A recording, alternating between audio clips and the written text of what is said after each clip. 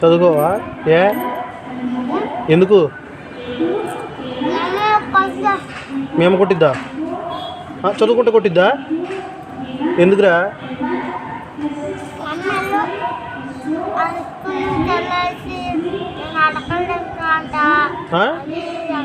స్కూల్కి